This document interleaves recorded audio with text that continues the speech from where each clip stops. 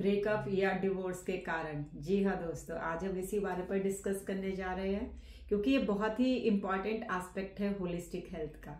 तो जब भी कोई दो इंसान एक रिलेशनशिप में आते हैं तो वो अट्रैक्ट होते हैं और एक दूसरे के साथ इतने ज़्यादा अट्रैक्ट होते हैं कि उनको लगता है कि यस, हमें तो अब साथ में ज़िंदगी गुजारनी है, साथ में अच्छा लगने लगता है, टाइम स्पेंड करना, एक दूसरे को अपना बेस्ट दिखाते हैं।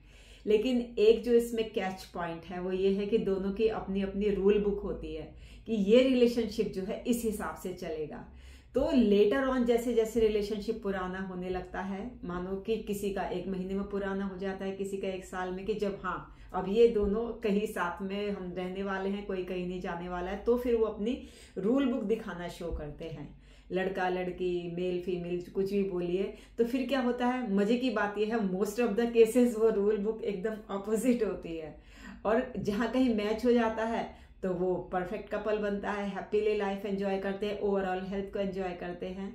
और जो ये रूल बुक मैच नहीं होता है और दोनों में से कोई भी पार्टी जो है अपनी रूल बुक चेंज करने को तैयार नहीं है, या एक ही पार्टी चेंज करने को तैयार है, दूसरी बिल्कुल चेंज नहीं करती है, तो ब्रेकअप या डिवोर्स जैसी अनफॉर्चुनेट सिचुएशन आती है।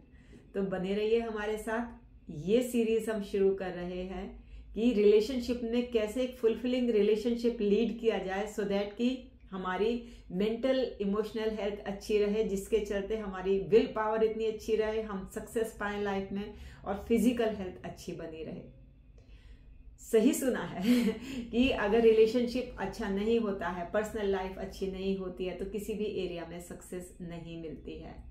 उसका कारण ये है कि अगर हम खुश नहीं रहेंगे, अगर हम हमेशा दिमाग में कहीं ना कहीं बैक ऑफ द माइंड कुछ ना कुछ टर्मोइल चलता रहेगा, कुछ ना कुछ टर्बुलेंस चलता रहेगा, तो वो सबकॉन्शियस माइंड में जाकर बहुत सारे चीज़ों को, बहुत सारी ग्लैंड्स को इफेक्ट में लाता है, तो जिसकी वजह से हार्मोन इधर उधर हो जाते हैं और हार्मोन की वजह से ऑटो इम्यून या मेटाबॉलिक डिसऑर्डर होते हैं। तो अभी हम फिजिकल हेल्थ के बारे में नहीं जाएंगे, बात करते रहेंगे रिलेशनशिप की।